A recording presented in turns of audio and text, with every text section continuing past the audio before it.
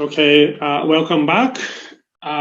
So this is going to be the first panel session.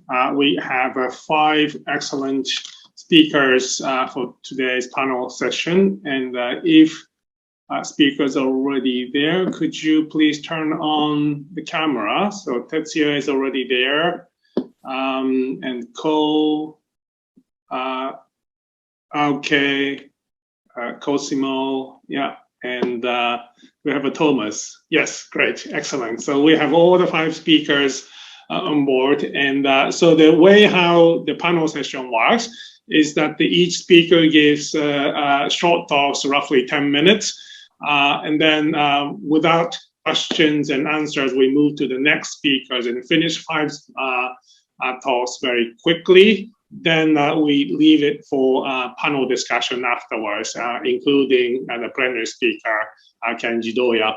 So hopefully you can keep up the time and just focus on what are embodied intelligence from your point of view, and that's going to be the connecting point of discussions. So let's get started without further ado. The first speaker is Tetsuya Ogata from Waseda University. And floor is yours, Tetsuya. Go ahead. Thank you. Thank you for the introduction. So I'd like to share my screen, Can you see my slide? Yes, we can see you. Thank you. Okay, thank you. So thank you for inviting me and good for this opportunity to introduce my studies. So today I'd like to introduce my recent work of deep predictive learning is named by me. Which aims to make the application, robot application from the viewpoint of the embodied intelligences. So first of all, I'd like to show the short concept of our deep predictive learning. So the deep learning itself shows very good performances in visual information processing, natural language processing is okay. And if we try to apply this technique to the robot systems in one application is the recognition. To how to recognize hand position for the picking the object, or where is such a graspable parts of the object, something like this. And also reinforcement learning is a very powerful and promising way to acquire the optimal policy to generate the action to the environment. And both approaches in a common sense how to acquire the best models, optimal models through such a trial and error or data given by human or something like this. But if we consider to the real robot actually work in the real world, it's very hard to define what's the optimal models. Open world, it will always have such an error between the model and the environment. So based on the points on the, we only obtain such incomplete models, even through the trainings. So in that sense, we need another approach to adapt to such a dynamic environment.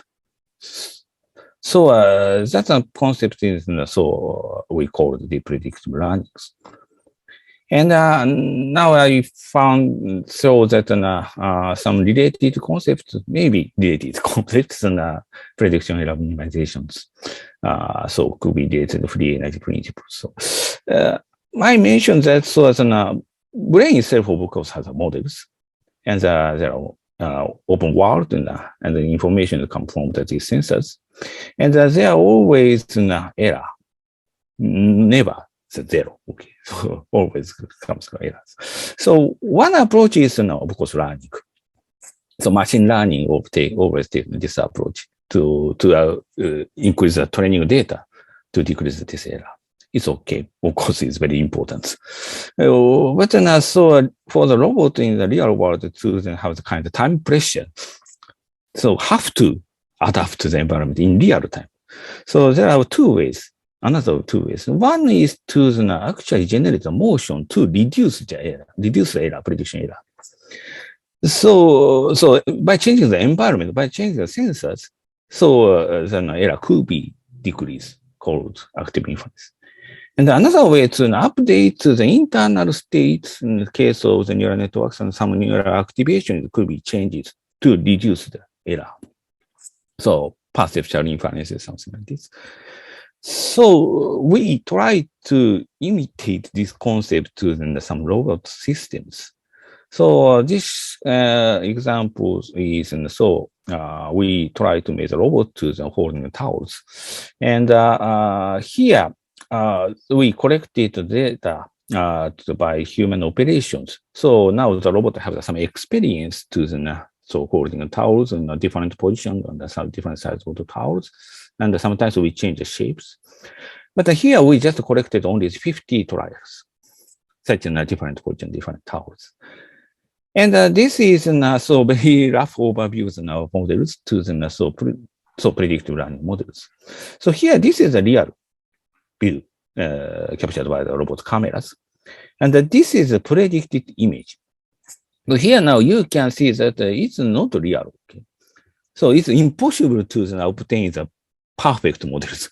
So actually we put the towels in untrained positions. So new position for the robot. So you can see that this boundary is very unclear between the towers and the tables. So, but this is an image and a perception of this robot. Actually, fake perception, but fake images. But this by using this image, robot can complete task by reducing the prediction error. At the same time, the robot also changes its own motion. This is now the prediction of the joint. Prediction means that this is the generation of the motion. So you can see the slight difference between the training data and the generated motion. So by changing the motion slightly to reduce the prediction error, it could be regarded as a kind of active inferences.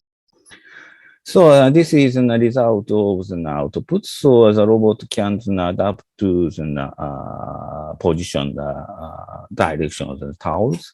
So, and this robot doesn't require the time to the object recognition, and also the motion generated motion trajectories. And students easily change the position, the shape, and slightly. So, and also this robot can continue on this holding. So this is a new tool that was not used for the trainings, but it can adapt to the motions. And finally, it could be good to fold and towels like this. So, and this is shows applications of our models. Of course, we don't time to I don't have time to explain the all here, but now we actually succeed to collaborate in many industrial companies in Japan, and some of them is actually applied product to for the robot intelligence. And sorry. And this is one of the latest results was awarded in ICLA best paper in the cognitive robotics. We so made a robot to handling these different types of materials in context of the cooking. And I think that it's not so time not so remains. So this is also the latest results. Opening zippers. Actually, so from the pickings, the zippers, then the openings. So sorry. Sorry, it takes a little time. So you can see the robot seems to be confusing and makes also try and error to the opening. So this kind of motion is generated by such a kind of active inference motions. Yes. So, and in the final slide, let me show some of our latest project supported by the Japanese cabinet offices called Moonshot. So this is quite a big project.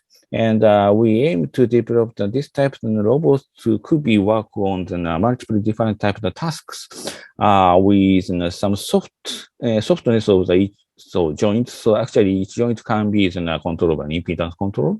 So this types of motion is very easy to generate by such a soft joint. And also it can generate a quite powerful torque so to support humans. By combining such a prediction learning model framework with this robot, we will develop this kind of such a human cared and human supported robot in near future.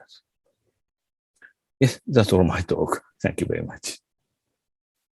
Thank you very much, Tetsuya. This is really, really exciting to see the applications of robot learning coming into our real world. And thank you very much for the introduction.